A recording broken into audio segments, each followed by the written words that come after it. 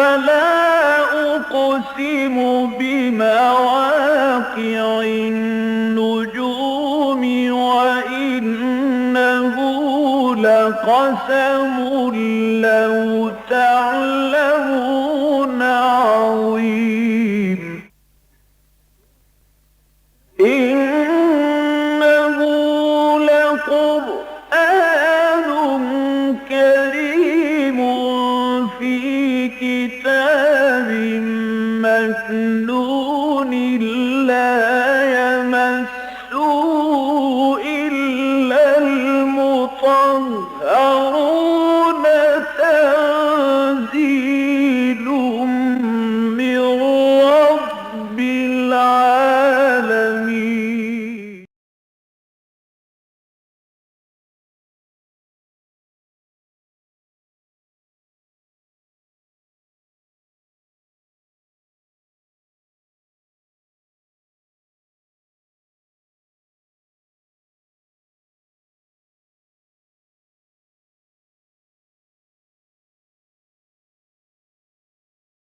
أعوذ بالله من الشيطان الرجيم. بسم الله الرحمن الرحيم. ومنهم من يستمع إليك حتى إذا خرجوا من عندك قالوا للذين أوتوا العلم ماذا قال آنفا أولئك الذين طبع الله على قلوبهم واتبعوا أهواءهم والذين اهتدوا زادهم هدى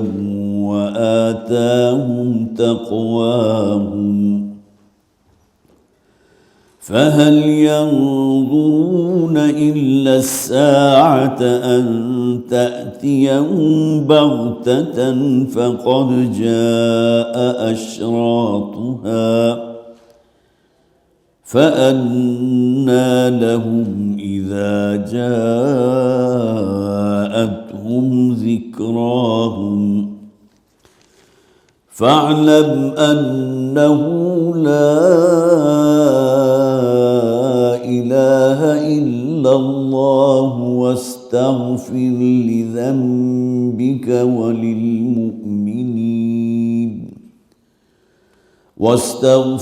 لذنبك وللمؤمنين والمؤمنات والله يعلم متقلبكم ومثواكم ويقول الذين آمنوا لولا نزلت سورة فإذا أنزلت سورة محكمة وذكر فيها القتال رأيت الذين في قلوبهم مرض ينظرون إليك نظر المغشي عليه من الموت فأولى لهم طاعة وقول معروف فإذا عزم الأمر فلو صدقوا الله لكان خيرا لهم فهل عسيتم إن توليتم أن تفسدوا في الأرض وتقطعوا أرحامكم أولئك الذين لعنهم الله فأصمهم وأعمى أبصارهم أفلا يتدبرون القرآن أم على قلوب أقفالها صدق الله العظيم. رب اشرح لي صدري ويسر لي امري واحلل عقدة من لساني يفقهوا قولي اللهم الهمنا رشدنا واعصمنا من شرور انفسنا آمین یا رب العالمین۔ سورہ محمد صلی اللہ علیہ وسلم ہمارے زیر مطالعہ ہے، اور اسے دوسرے رکوع کی آخری آیات اور تیسرے رکوع کا نصف بھی میں نے آپ کے سامنے پڑھا۔ صرف ذہن میں تازہ کر لیجئے، سورہ مبارکہ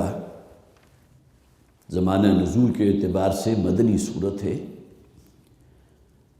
اور اس کا زمانہ نزول بھی غزوہ بدر سے متصل قبل کا ہے۔ اور اس کے لیے جو بات میں نے آپ کے سامنے رکھی تھی کہ سورہ مبارکہ کے بالکل ہی آغاز میں کہہ دیا گیا کہ ان مشرکین اور کفار، ان کی قوت کو توڑ دینا تمہارا کام ہے۔ جب تک مسلمان مکے میں رہے انہیں اجازت نہیں تھی کہ وہ اپنے مدافعت میں بھی ہاتھ اٹھا سکیں، لیکن یہ کہ جیسی ہجرت ہو گئی اب ان کو اجازت مل گئی۔ اذن للذین یقاتلون بانہم ظلموا، اب اجازت دے دی گئی ہے ان لوگوں کو کہ جن پر ظلم کیا گیا تھا، اور اسی کا نتیجہ نکلا پھر نبی اکرم صلی اللہ علیہ وسلم نے غزوہ بدر سے پہلے بھی 8 فوجی مہمات جو ہیں وہ مکہ کی طرف روانہ کی، اور اسی دوران یہ سورہ مبارکہ نازل ہوئی جس میں ذکر موجود ہے کہ جب بھی تمہارا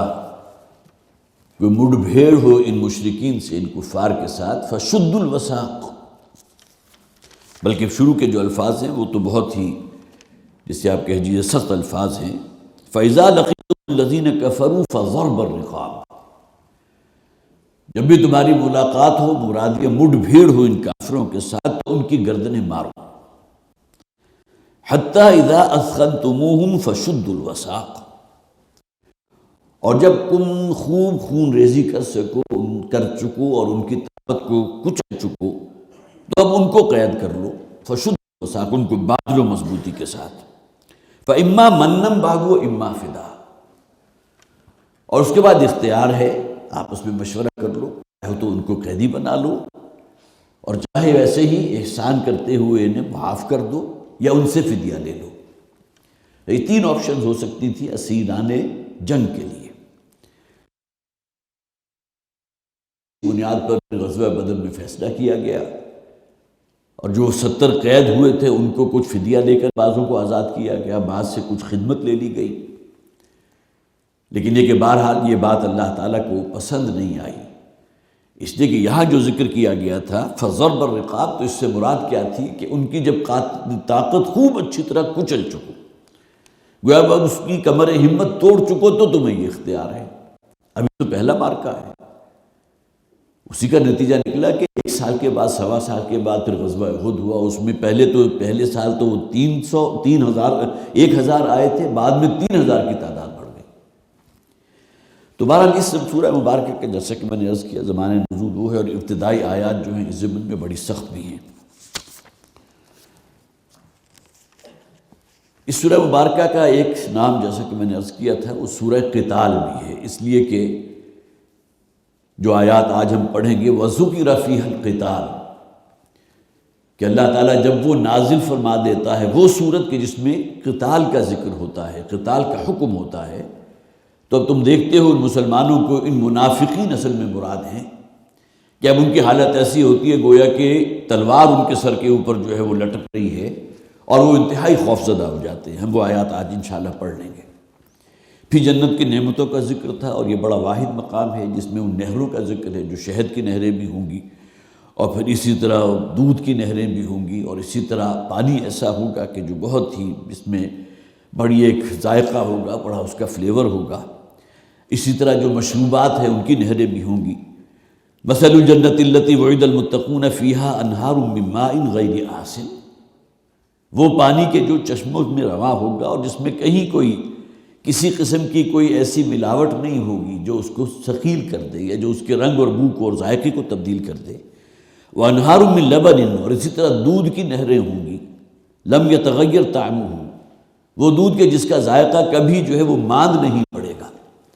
اور نہ دودھ کا تو آپ کو تجربہ ہے کہ کچھ عرصہ اگر پڑا رہے تو اس کے اندر وہ تازگی برقرار نہیں رہتی۔ وَأَنْهَارٌ مِّن خَمْرٍ لَذَّةٍ لِّلشَّارِبِينَ، اور اسی طرح شراب کی وہ مشروبات جو ہیں اس کی نہریں ہوں گی جو بہت ہی لذیذ ہوں گی پینے والوں کے لیے۔ وَأَنْهَارٌ مِّنْ عَسَلٍ مُّصَفًّى، اور وہ نہریں بھی ہوں گی کہ جو شہد کی نہریں ہوں گی۔ تو گویا کہ 4 مشروبات جو ٹاپ کے ہو سکتے ان کا ذکر کر دیا۔ اور یہ بات ذہن میں رکھیے کہ جو چیزیں ہم یہاں استعمال کرتے ہیں وہ کہیں دور نزدیک بھی نہیں آتی ان نعمتوں کے جو اللہ تعالیٰ جنت میں ہمیں عطا فرمائے گا۔ اس لیے کہ نبی اکرم صلی اللہ علیہ وسلم نے جو ارشاد فرمایا کہ جنت کی نعمتیں وہ ہیں جو نہ کسی آنکھ نے دیکھی ہیں، نہ کسی کان نے سنی ہے، نہ اس کا تم ادراک کر سکتے ہو اپنے ذہنوں کے اندر۔ اس لیے کہ ہمارا ذہن بھی تو محدود ہے نا، وہ محدود کوالٹیز کو تو کسی طرح کیپچر کر سکتا ہے، لیکن یہ کہ وہ جنت کی نعمتوں کا وہ کیا کوئی اندازہ کر سکے گا۔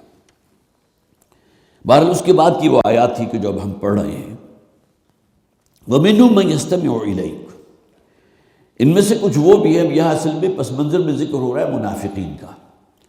کہ جو اے نبی صلی اللہ علیہ وسلم آپ کی بات کو بڑے غور سے سنتے تو ہیں، حتیٰ اذا خرجوا من عندک، یہاں تک کہ جب وہ آپ کے پاس سے باہر نکلتے ہیں، اپنے دوسرے لوگوں سے ملتے ہیں،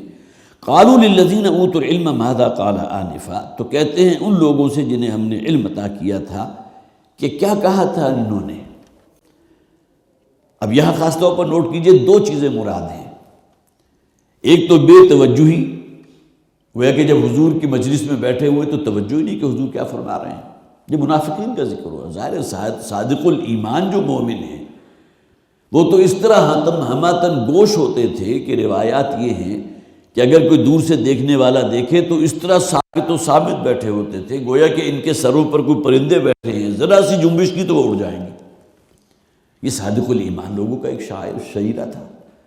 لیکن جو منافقین ہیں وہ آپس میں کوئی خسر پھسر بھی کر رہے ہیں، کوئی ایک دوسرے کو دیکھ کر ہنس بھی رہے ہیں، پھر یہ کہ بالکل ہی عدم توجہ بھی مراد ہو سکتی ہے، اور دوسرا ڈھٹائی بھی مراد ہے۔ یہ نہیں سوچتے کہ کہنے والے کون ہیں، اللہ کے رسول صلی اللہ علیہ وسلم، اور بات کو اس طرح سنا گویا کہ سنی انسنی کر دی۔ بے توجہی تو گویا کہ کسی درجے میں ایک ڈائلیوٹڈ فارم ہے نا، کہ آدمی اٹینٹو نہیں تھا اس وقت، لیکن یہ کہ ڈھٹائی کیا ہے کہ ایک دوسرے سے پوچھتے کیا کہا تھا انہوں نے ابھی، حالانکہ انسان ہونے کے ناطے جو کہا تھا وہ سنا تو ہے نا، لیکن اپنے جو اندر جو خوب سے باتیں ہیں نبی اکرم صلی اللہ علیہ وسلم کے،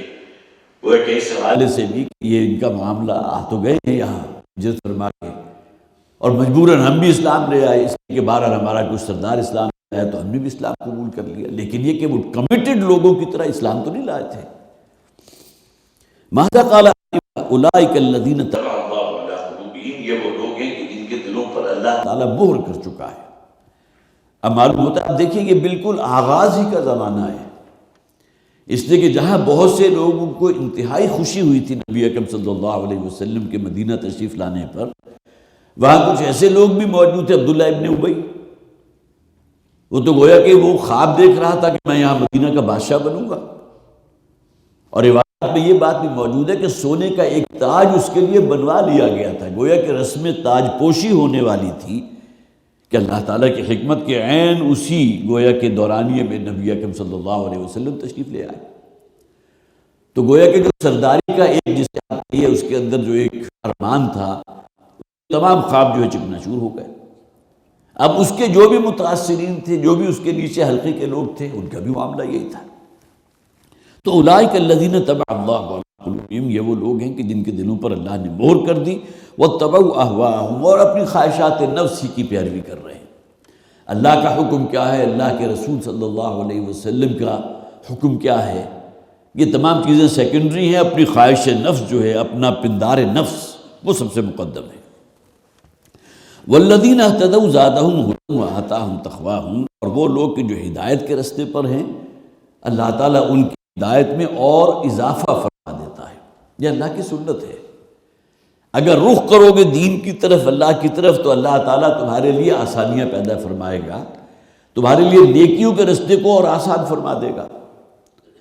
لیکن اگر شیطان کے نقش پا کی پیروی کرنے لگے تو اللہ تعالیٰ پھر بدیوں کے اور فسق و فجور کے رستوں کو کھول دے گا تمہارے لیے۔ گویا کہ یہ انصاف کا تقاضا ہے نا، انسان جس طرف جانا چاہتا ہے مکلف ہے انسان اس اختیار کی بنیاد پر جو اللہ تعالیٰ نے دے کر اسے اس دنیا میں بھیجا۔ تو اگر اللہ کی طرف سے جبر ہو کہ ایک شخص جو ہے جانا تو چاہتا ہے جہنم والے رستے کی طرف، اللہ زبردستی اسے جنت کے رستے پر لے آئے، تو یہ معاملہ تو نہیں ہے۔ اگر وہ اس طرف جانا چاہتا ہے تو اللہ تعالیٰ پھر اس کے دل کو بھی اسی طرف مائل بھی کر دیتا ہے اور اس کے لیے آسانیاں بھی پیدا کر دیتا ہے۔ اور جسے آپ کہتے ہیں نا کہ یہ وہ کلیہ ہے، یہ وہ چیز ہے کہ جو قرآن حکیم میں بیان ہوئی ہے، ایک نہیں کئی مقامات پر بیان ہوئی۔ فلما زاغوا ازاغ اللہ قلوبهم، جب یہ خود ٹیڑھے ہو گئے تو اللہ تعالیٰ نے ان کے دلوں کو بھی ٹیڑھا کر دیا۔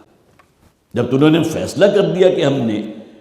اپنے نفس کی پیروی کرنی ہے، شیطان کی پیروی کرنی ہے، تو اللہ تعالیٰ نے پھر اسی رستے کو ان کے لیے کیا۔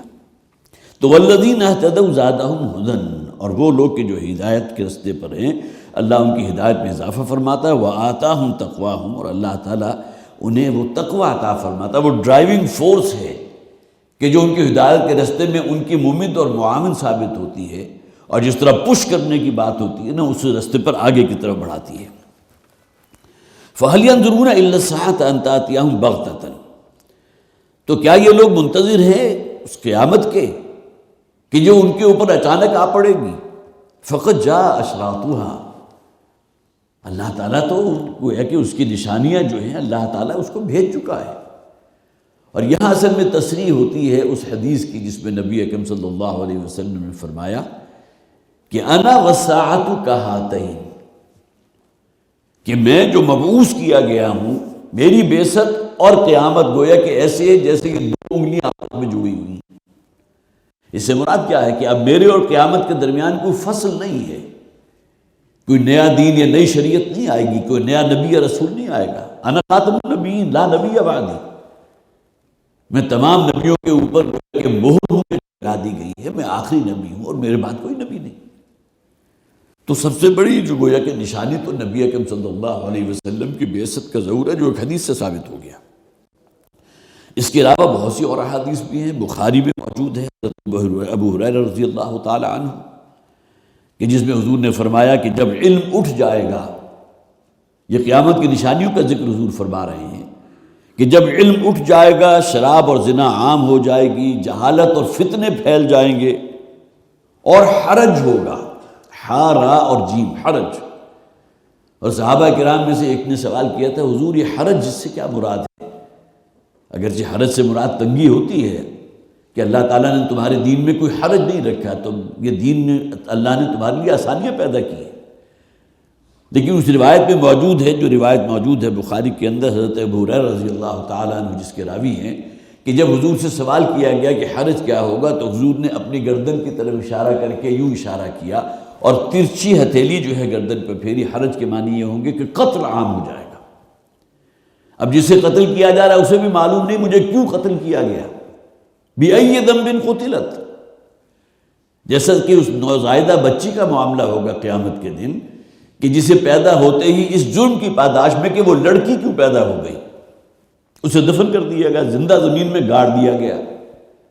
تو قیامت کے دن وہ کہے گی بِأَيِّ ذَنبٍ قُتِلَتْ، مجھے کس جرم میں قتل کیا گیا تھا، زندہ دفن کیا گیا۔ تو یہی معاملہ ہوگا کہ لوگوں کو معلوم نہیں ہوگا، اور یہ معلوم ہوتا ہے کہ یہ تو بالکل وہی زمانہ ہے جس پہ ہم سانس لے رہے ہیں۔ ایک جو ہے کوئی بلاسٹ ہوتا ہے، کسی کے وہم و گمان میں بھی نہیں ہوتا، معلوم ہوتا ہے کہ گھر میں لاشیں پہنچ رہی ہیں۔ اب کس لیے کیا گیا، اس کی غرض و غایت کیا تھی، کس کو نقصان پہنچانا مقصود تھا، اس حکومت کو جو ہے کمزور کرنا مقصود تھا۔ حکومت دشمن جو ہے وہ عناصر ایسے تھے جو ریاست کے دشمن ہیں، کچھ معلوم نہیں ہوگا۔ تو حرج کے بارے میں حضور نے فرمایا حرج ہوگا۔ اسی طرح اور بھی بہت سی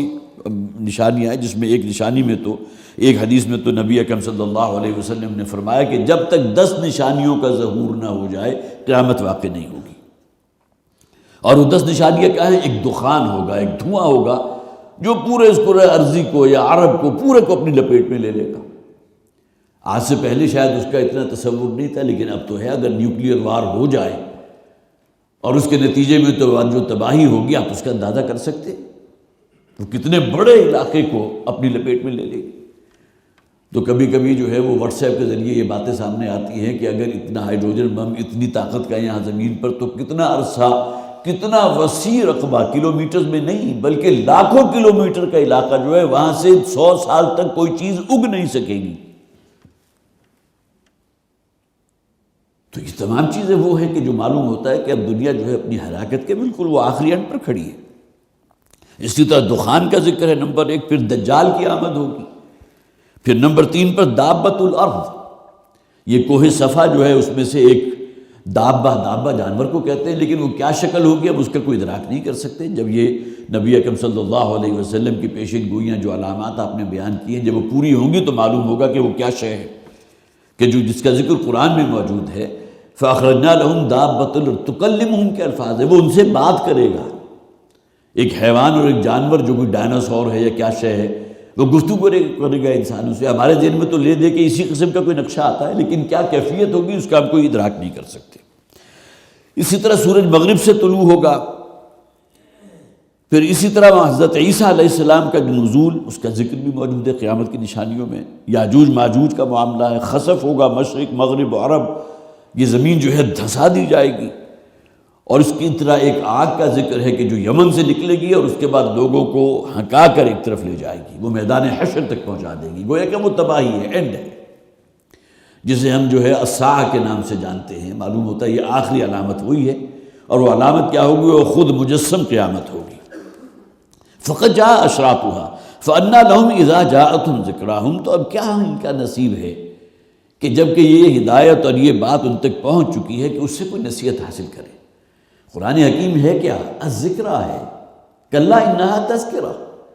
یہ قرآن تو یاد دہانی ہے، نصیحت آموزی ہے، اللہ تعالیٰ کی طرف سے ڈیوائن میسج جو دیا جا رہا ہے، کاش کہ تم اس کو سمجھ سکو۔ فَعَلَمْ أَنَّهُ لَا إِلَهَ إِلَّا اللَّهُ وَاسْتَغْفِرْ لِذَنبِكَ، تو خوب اچھی طرح جان لو کہ اللہ وہ ذات ہے کہ جس کے ساتھ اور کوئی شریک نہیں ہے۔ یہ کلمہ توحید ہے، جسے کہا گیا نا سورہ ابراہیم، کلمۃ طیبۃ کشجرۃ طیبۃ اصلها ثابت وفرعها فی السماء، یہ کلمہ طیبہ ہے کہ جو زمین میں بہت گہرا اترا ہوا اور اس کی شاخیں برگ و بار۔ یہ نماز کا نظام ہے، یہ زکوٰۃ ہے، یہ جہاد فی سبیل اللہ ہے، وذروۃ السنام منہ الجہاد فی سبیل اللہ۔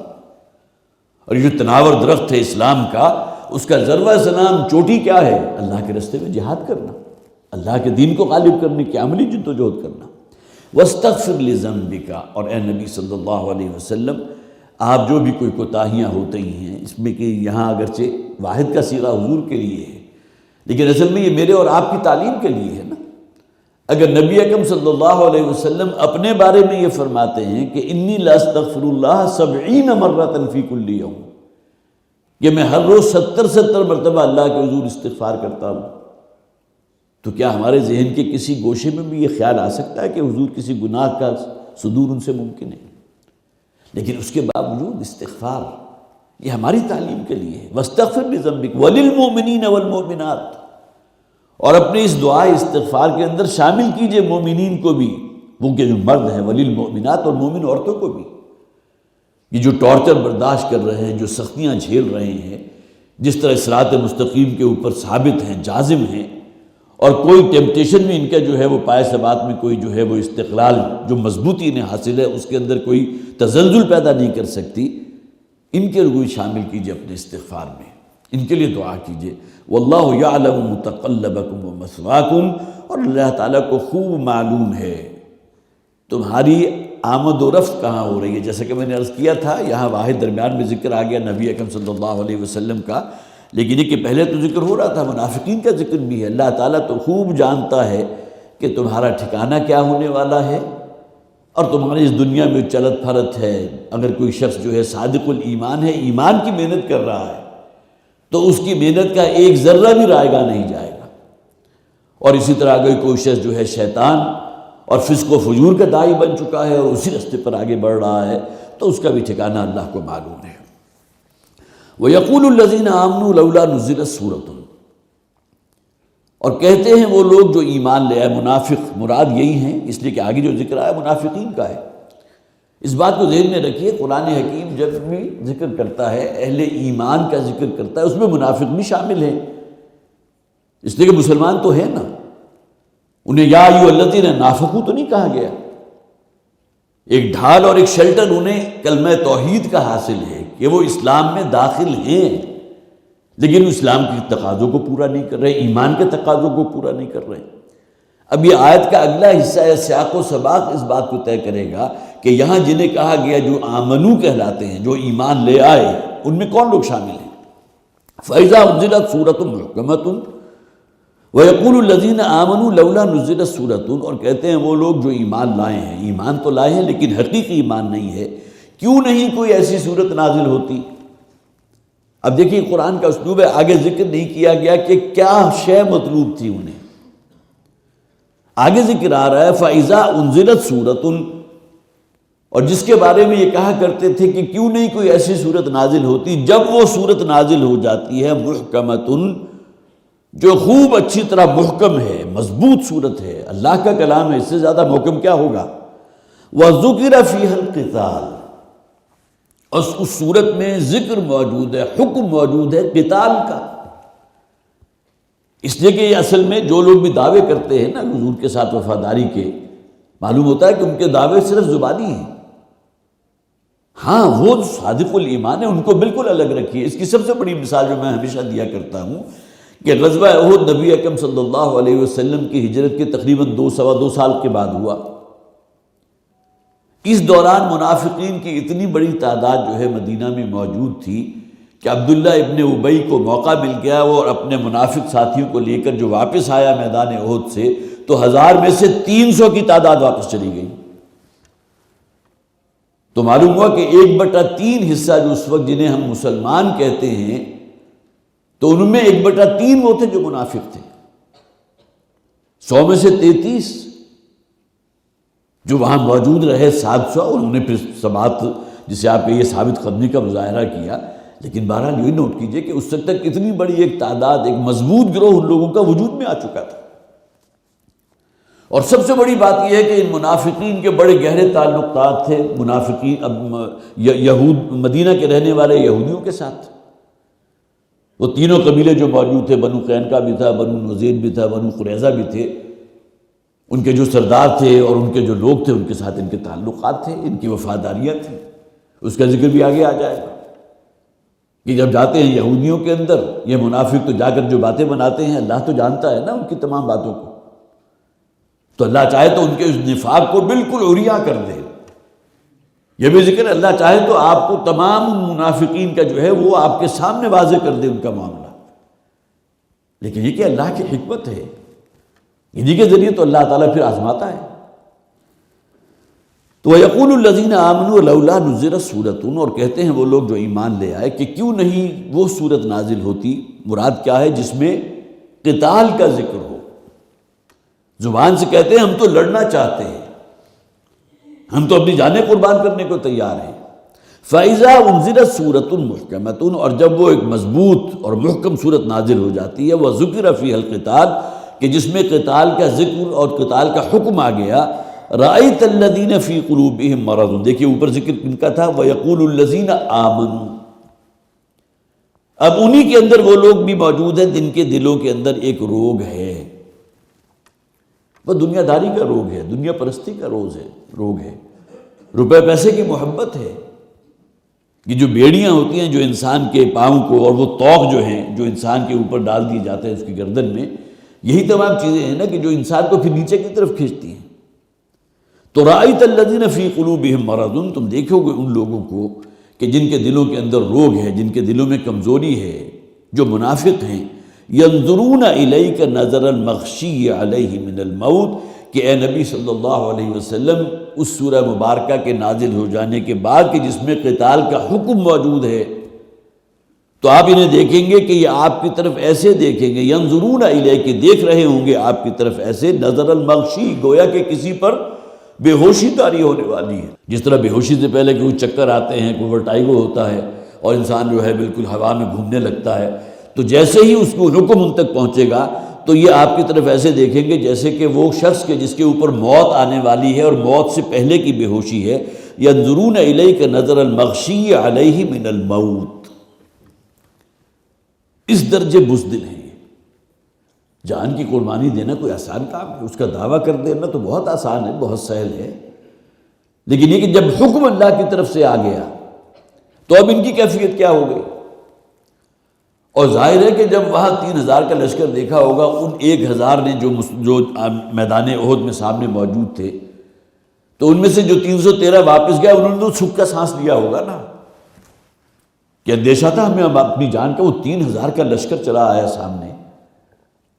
اور ہم نے اس بنیاد پر کہ ہم نے محمد کا ساتھ دیا صلی اللہ علیہ وسلم، ہم یہاں جو ہے کہ ہمارا خون اس مٹی کے اندر جذب ہو جائے، لہذا انہوں نے کس قدر سکھ کا سانس لیا ہوگا واپس جا کے، چلیں جی ہمارے سر سے تو بلا ٹلی نا۔ اب وہ گویا کہ وہ فیس تو نہیں کر رہے، اب انہیں اپنی جان کا تو اندیشہ نہیں ہے،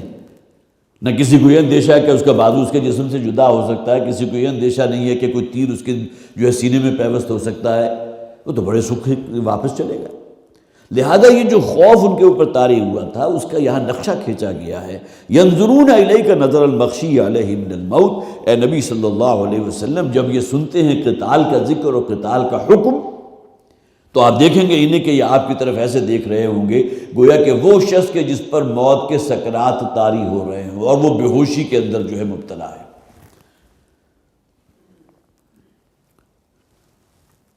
فَأَوْلَىٰ لَهُمْ، اب ظاہر ہے کہ تبصرہ اللہ کی طرف سے کیا ہوگا؟ اب لعنت ہے ان لوگوں کے اوپر، تباہی اور بربادی ہے ان لوگوں کے لیے، اس لیے کہ شاید کھلا شرک اور کھلا کفر شاید اللہ تعالیٰ کو اتنا ناپسند نہیں ہے جتنی یہ منافقت ہے۔ منافقت کا والا تو معاملہ یہ ہے نا کہ آپ کہنے کو تو مسلمان ہیں، لیکن حقیقتاً آپ کے طور اطوار، آپ کے اخلاق، آپ کے تمام چیزیں جو ہیں اس کا کوئی اسلام سے تعلق ہی نہیں۔ یا ایھا الذین آمنوا لم تقولون ما لا تفعلون، اہل ایمان کیوں کہتے ہیں وہ بات جس پر یہ قول و فعل کا جو تضاد ہے وہ بنیاد بنتی ہے منافقت کی؟ بات تو یہیں سے شروع ہوگی نا۔ سورہ منافقون میں کیا کہا گیا؟ اذا جاءک المنافقون قالوا نشهد انک لرسول اللہ واللہ یعلم انک لرسول واللہ یعلم انہم لکاذبون واللہ یشہد انہم لکاذبون۔ زبان سے تو کہتے ہیں کہ ہم آپ پر ایمان لے آئے، ہم کلمہ شہادت ہے، ہم گواہی دیتے ہیں آپ کے بارے میں کہ آپ اللہ کے رسول ہیں، جبکہ اللہ تعالیٰ کو معلوم ہے کہ جھوٹ بول رہے ہیں۔ تو یہی معاملہ، زبان سے دعوے اس بات کے کہ ہم تو گویا کہ اپنی جانیں جو ہیں وہ قربان کرنے کو تیار ہیں، ہم تو ایمان لائے ہیں محمد پر صلی اللہ علیہ وسلم، لیکن صورتحال یہ ہے کہ جیسا کہ اس کی ایک اور جگہ بھی فرمایا گیا ہے کہ جب ان تک کوئی خبر پہنچتی ہے کہ مدینہ پر کوئی حملہ ہونے والا ہے تو اب ان کی کیفیت دیکھا کرو۔ ان میں سے ہر شخص گمان کرتا ہے کاش کہ میں مدینہ میں نہ ہوتا، میں کہیں اور جو ہے کہیں بیابان میں موجود ہوتا، کہ جہاں کم سے کم اس قسم کی خوف کی فضا تو نہ ہوتی کہ آج حملہ ہوا یا کل حملہ ہوا۔ کہنے کو مسلمان ہیں۔ طاعت و قول معروف، اب یہ بہت بلیغ الفاظ ہیں کہ ان سے اصل مطلوب کیا ہے؟ اطاعت، مکمل اطاعت، وقول معروف، اور بھلی بات، جسے ہمارے مفسرین کہتے ہیں سمعنا و اطعنا۔ اصل روش تو یہ ہے نا کہ ہم نے ایک حکم سن لیا حضور صلی اللہ علیہ وسلم کی زبان سے، اب ہم پر لازم ہے کہ ہم اس کی اطاعت کریں گے۔ سمع و طاعت اللہ کے رسول کے ساتھ تو جب تک اس درجے کی کمٹمنٹ نہ ہو کہ اگر گواہی دی ہے، وہ جو فرمایا گیا سورہ حامیم سجدہ میں، ان الذین قالوا ربنا اللہ ثم استقاموا، اللہ کی وحدانیت کی اگر گواہی دی ہے تو وہ بھی اس وقت تک ثابت نہیں ہوگی جب تک کہ اس پر استقامت نہ ہو۔ یہ صرف زبان کا اگر پھاگ ہے یا قولی گواہی ہے تو اللہ کو یہ تو قابل قبول نہیں ہے اللہ کے لیے۔ حضرت حمزہ رضی اللہ تعالیٰ عنہ کا لاشا میدان احد میں پڑا ہوا تھا، آپ کا پیٹ چاک کر دیا گیا تھا، کلیجہ نکالا گیا تھا، اعضاء کاٹ دیے گئے تھے، تو یہ ہے وہ اللہ کے رسول صلی اللہ علیہ وسلم کو گویا کہ حضرت حمزہ کا یہ روپ کتنا پسند آیا ہوگا، آپ اس کا تصور نہیں کر سکتے۔ اس دین کے لیے، اس دین کی گواہی دیتے ہوئے ان کے ساتھ یہ معاملہ ہوا۔ تو طاعت و قول معروف، ان مسلمانوں سے یا ان منافقین جن کا ذکر ہو رہا ہے ان سے تو اصل میں جو شے مطلوب ہے وہ اطاعت ہے۔ اطاعت کس کی؟ اللہ کے رسول کی۔ اور اصل مرض ان کا کیا تھا کہ اللہ کا حکم تو ماننے کو تیار ہے لیکن رسول کی بات ماننے کو تیار نہیں، جبکہ آپ کو معلوم ہے کہ اصل ایمان جو ہے جسے آپ کہیے کہ جو آپ کے لیے اسوہ بنتا ہے وہ تو اللہ کے نبی، اللہ کے رسول ہیں۔ اگر انہی کے بارے میں آپ کا معاملہ یہ ہے کہ انہیں کسی خاطر میں نہیں لا رہے اور صرف اللہ کے کلام ہی پر اکتفا کیا ہوا ہے، تو ظاہر ہے کہ یہ شیء پھر جو ہے کسی درجے میں بھی اللہ کو مطلوب نہیں ہے۔ طاعت و قول معروف، حکم مانو، اطاعت کرو، تم سے یہی مطلوب ہے، اور بھلی بات کرو، جو بات سنو اس پر عمل کرو۔ فَإِذَا عَزَمَ الْأَمْرُ، اور جب کوئی حکم آ جائے، جب کسی شے کی تاکید ہو، حکم اللہ کے رسول کی طرف دے دیا جائے، فَلَوْ صَدَقُوا اللَّهَ لَكَانَ خَيْرًا لَهُمْ، تو اگر یہ اللہ سے وفاداری پر قائم رہے، وہ کہ اللہ تعالیٰ نے جو اپنے رسول صلی اللہ علیہ وسلم کو بھیجا ہے ان کے ساتھ انہوں نے عہد وفا نبھایا، ان پر ایمان کے تقاضوں کو ادا کیا، تو معلوم ہوا کہ یہی ان کے حق میں بہتر ہوگا۔ لیکن یہ کہ اگر انہوں نے روح پھیر لیا، اپنا رخ موڑ لیا اور گھبرا گئے، اور اگر صورت نازل ہوتی ہے جس میں قتال کا ذکر ہے تو ان کو ہوش اڑ گئے، ان کے پاؤں تلے سے زمین نکل گئی، اور اس طرح دیکھنے لگے گویا کہ ان کے اوپر اب موت کی غشی طاری ہونے والی ہے، تو یہ پھر تضاد ہے اس میں، تو پھر گویا کہ قول و فعل جو ہے وہ بالکل ایک دوسرے کے سامنے کھڑے ہوئے۔ فَلَوْ صَدَقُوا اللَّهَ لَكَانَ خَيْرًا لَهُمْ، تو اگر یہ سچے رہیں اللہ کے ساتھ، وفادار رہیں اللہ کے رسول کے دین پر قائم رہیں استقامت کے ساتھ، لَكَانَ خَيْرًا لَهُمْ، تو انجام کار یہی ان کے حق میں بہتر ہے۔ اصل زندگی آخرت کی ہے، وہ سنور جائے تو گویا کہ ہر شے سنور گئی، لیکن اگر اس کی اپنی عاقبت ہی برباد کر بیٹھے تو ظاہر ہے کہ پھر وہاں جہنم کی بھڑکتی ہوئی آگ ہے کہ جس کے اندر جھونکے جاؤ گے۔ فَهَلْ عَصَيْتُمْ إِن تَوَلَّيْتُمْ أَن تُفْسِدُوا فِي الْأَرْضِ، تو کیا تم سے اس بات کی توقع ہے کہ ان تولیتم، اب یہاں اصل میں دو مفہوم اس کے لیے گئے، ہمارے تمام مفسرین نے اس کو اسی طرح بیان کیا ہے۔ ایک مراد تو یہ ہے کہ ان تولیتم، اگر تمہیں حکومت مل جائے، ذکر ذہن میں رکھیے منافقین کا ہو رہا ہے، جن کے کردار میں کھوٹ ہے، جن میں قول و فعل کا تضاد ہے، دعویٰ کچھ ہے، عمل ان کا کچھ ہے۔ اگر تمہیں حکومت مل جائے ان تفسدوا فی الارض، تو اس کا نتیجہ کیا نکلے گا کہ تم زمین میں فساد برپا کرو گے، وتقطعوا ارحامکم، اور جو تمہاری رحمی اور قرابت داریاں ہیں ان کو قطع کرو گے۔ ظاہر ہے جو اپنے کردار میں جو شخص صحیح نہیں ہے، قول کا پکا نہیں ہے، دیکھیے سب سے بنیادی شے جو سامنے آتی ہے نا کسی شخص کی، وہ اس کا صدق ہے، اس کی سچائی ہے۔ یہ سچائی اس کے عمل میں بھی ہے، جو بات کہے اس کا عمل اس کی نفی نہ کر رہا، گویا کہ اس نے عملاً تصدیق کی ہے اپنی اس بات کی جو اپنی زبان سے کہہ رہا ہے۔ یہی وجہ ہے کہ جو آپ حضرات جانتے ہیں، اس سے پہلے بھی چونکہ مضمون بیان ہوتا رہا، کہ ایمان کی تعریف کیا ہے؟ تصدیق بما جاء بہ النبی صلی اللہ علیہ وسلم، تصدیق کر دینا، صدق، تصدیق کر دینا اس خبر کی جو محمد رسول اللہ صلی اللہ علیہ وسلم نے تم تک پہنچائی۔ تو گویا کہ سب سے پہلا وصف جو انسان کے اندر پیدا ہوتا ہے وہ سچائی۔ آپ نے کبھی جھوٹ نہیں بولا، آپ نے کبھی غلط بیانی نہیں کی، آپ نے کسی کو دھوکہ نہیں دیا۔ دھوکہ کیا ہوتا ہے؟ کہنا کچھ اور آپ کا منشا کچھ اور ہے۔ اب یہ تمام چیزیں دیکھیں گے تو جسے آپ کہیے کہ جسے وہ انر کور کہیں گے وہ سچائی ہے انسان کی، اس کے قول کی سچائی، اس کے عمل کی سچائی۔ فَهَلْ عَصَيْتُمْ إِن تَوَلَّيْتُمْ أَن تُفْسِدُوا فِي الْأَرْضِ، اگر تمہیں کہیں اختیار مل گیا یا تمہیں حکومت مل گئی، یہاں ترجمہ بھی گویا کہ انہوں نے صرف اسی اعتبار سے کیا ہے، تو اس کا نتیجہ کیا نکلے گا؟ تمہارے اخلاق جس درجے کے ہیں، تمہارے اندر جس طرح قول و فعل کا تضاد ہے، اس کا نتیجہ سوائے فساد فی الارض اور رحمی اور قرابت داری، ان کے حقوق کو تلف کرنا، جہاں جس کی جو ہے ہاتھ پڑ رہا ہے اس کو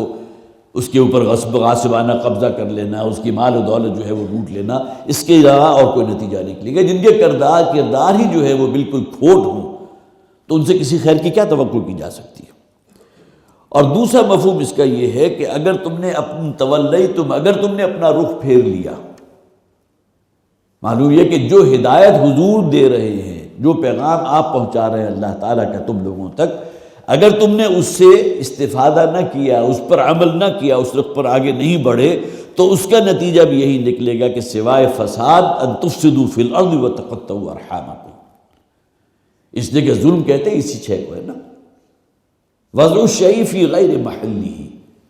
کسی شے کو اس کا جو اصل مقام ہے اس کی بجائے کہیں اور رکھ دینا یہ ظلم ہے۔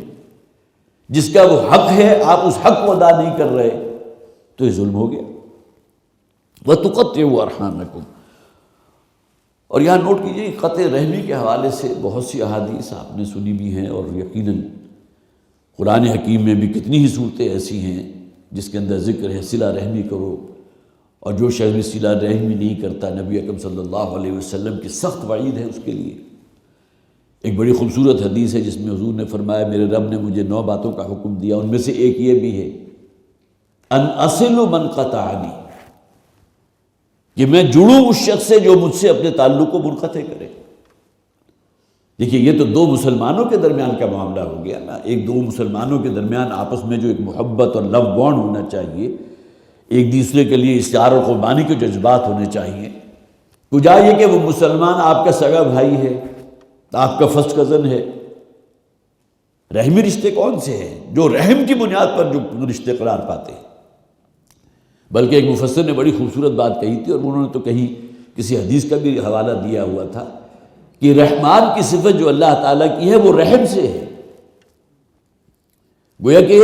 رحمی رشتے جو ہیں جن کے درمیان جو آپس میں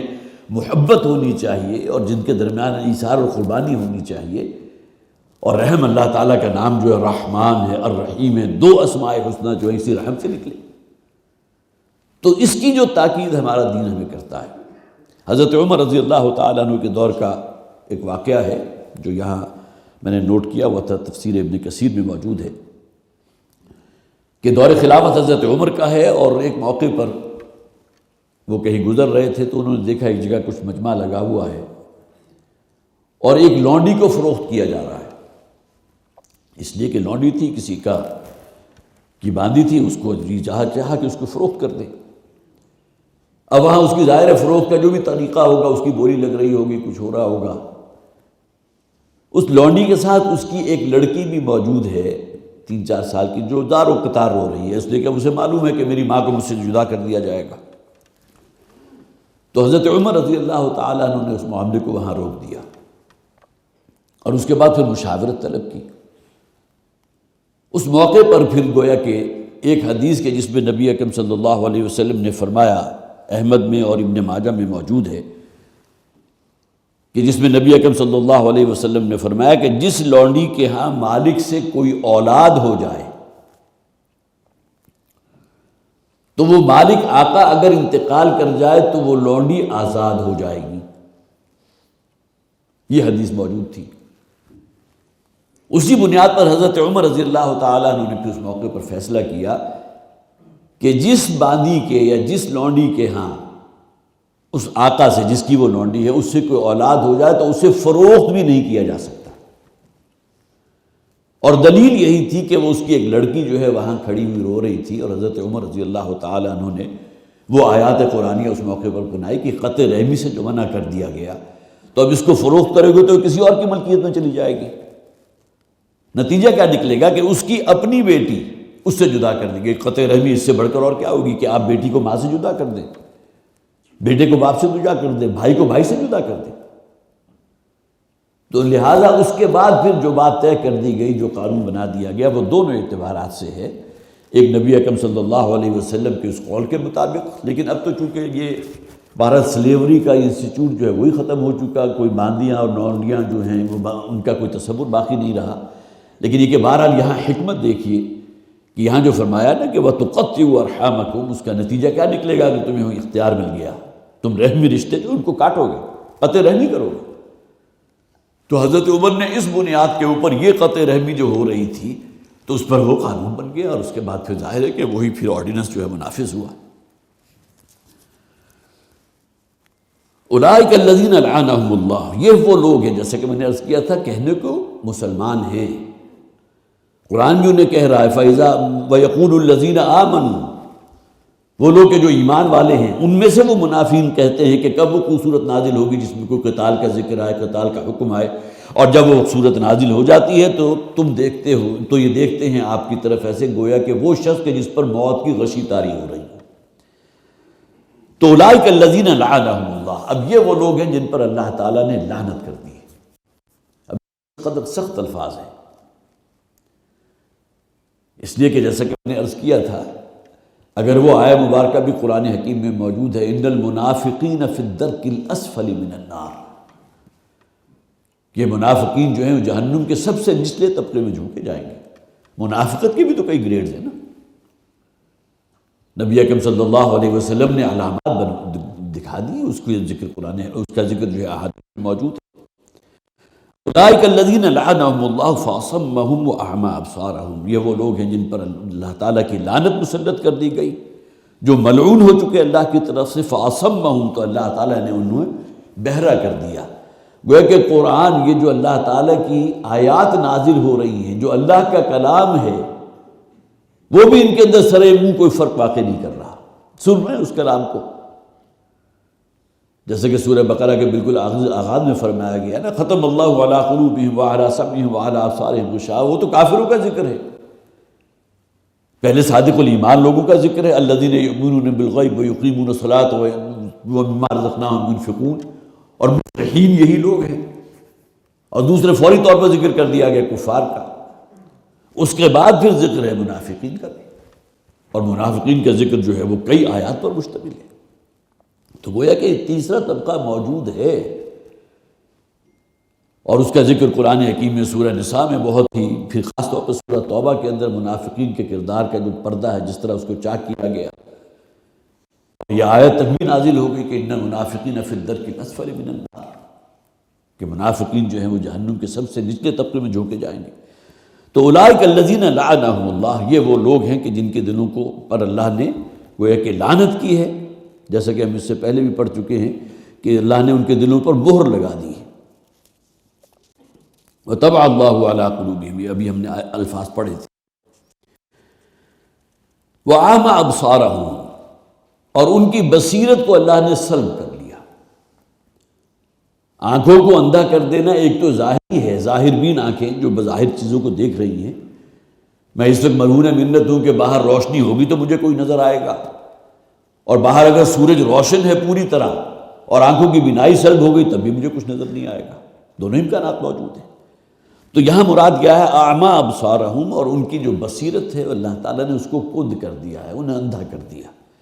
اب داخلی یا باطنی بصیرت جو ہے اس سے ان کی آنکھیں بالکل جو ہے وہ تہی دامن ہو چکی ہیں، دیکھتے ہیں لیکن جانوروں کا سا دیکھنا دیکھتے ہیں۔ یہ قرآن حکیم کے الفاظ ہیں، آپ نے بارہا سنے ہوں گے کہ لہم قلوب لا یفقہون بہا ولہم اعین لا یبصرون بہا ولہم اذان لا یسمعون بہا، دل تو ہیں لیکن سوچنے پر تیار نہیں، آنکھیں ہیں دیکھنے کو تیار نہیں، دیکھتے تو سب کچھ ہے، چکا چوندھ ہو رہی ہیں ان کی آنکھیں، اس دنیا کی زیب و زینت دیکھ کر جو انہیں مزے آ رہے ہیں سب دیکھ رہے ہیں، لیکن باطنی آنکھوں سے جسے بصیرت کہتے ہیں اس سے دیکھنا انہیں نصیب نہیں ہے۔ وَلَهُمْ أَعْيُنٌ لَا يُبْصِرُونَ بِهَا وَلَهُمْ آذَانٌ لَا يَسْمَعُونَ بِهَا، کان ہم نے دیے ہیں، بڑی تیز سماعت ہے ان کی، سرسراہٹ بھی سن لیتے ہیں، لیکن قرآن کو سن کر اسے دل میں اتار لینا اس کے لیے تیار نہیں۔ أُولَٰئِكَ كَالْأَنْعَامِ بَلْ هُمْ أَضَلُّ، یہ تو اللہ تعالیٰ ہی تبصرہ کر سکتا نا، کوئی انسان تو دوسرے انسان کے لیے تبصرہ نہیں کر سکتا کہ آئنسٹائن کو یہ کہہ دے کہ وہ اندھا ہے یا حیوان ہے، وہ جانور ہے، اس نے اتنا کچھ دیکھ لیا، یہ کچھ کر لیا، اسے کہیں خدا نظر نہیں آیا، انسان تو نہیں کہہ سکتا، لیکن اللہ تعالیٰ کہہ سکتا۔ اولئک کالانعام بل هم اضل، یہ کسوٹی اللہ نے دے دی ہے، اس کے اوپر پرکھ لو، آیا بصیرت ہے کہ نہیں، حق بات کو سن کر اسے قبول کرنا، اس کو ایکسیپٹ کرنا، اس پر عمل کرنا، یہ کوالٹی موجود ہے یا نہیں؟ تو اولئک کالانعام بل هم اضل، یہ لوگ ہیں کہ جو چوپایوں اور حیوانوں کی مانند ہیں، بلکہ ان سے بھی گئے گزرے۔ تو اولئک الذین لعنہم اللہ فاصمہم واعمی ابصارہم، یہ وہ لوگ ہیں جن پر اللہ کی لعنت ہو چکی، اور پھر یہ کہ اب اللہ تعالیٰ نے ان کی سماعت کو بھی سلب کر دیا، بہرا بنا دیا ہے، اور بالکل بے بصیرت ہے۔ اب اگلی آیہ مبارکہ بہت اہم ہے، اور ہمارا وقت جو ہے وہ ختم ہو رہا ہے، انشاءاللہ اگلا جو ہمارا اتوار ہوگا اس میں اس پر بیان ہوگا، اور اس کے بعد اگلی آیات بھی ہم پڑھیں گے۔ اللہ تعالیٰ ہمیں توفیق عطا فرمائے کہ ہم قرآن حکیم سے اپنے لیے رہنمائی حاصل کریں، یہ صرف معلومات یا یہ کہ صرف ایک برکت کے لیے نہیں ہے، بلکہ یہ عمل کرنے کے لیے ہے۔ بارک اللہ لی ولکم فی القرآن العظیم ونفعنی وإیاکم بالآیات والذکر الحکیم.